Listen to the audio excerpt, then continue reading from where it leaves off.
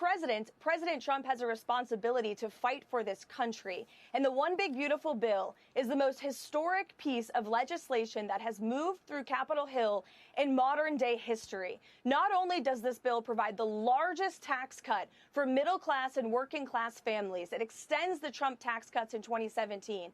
It also delivers on President Trump's key campaign promises that he went around the country and spoke to voters across the country about, to huge applause. No tax on tips for our service workers, no tax on overtime for our law enforcement officers who are putting in extra work, having details to put food on the table. The Fraternal Order of the Police was at the White House today endorsing this piece of legislation specifically because of the no tax on overtime provision. This bill also effectively eliminates tax on Social Security for our hardworking seniors. And not only that, it provides huge savings for the American taxpayers.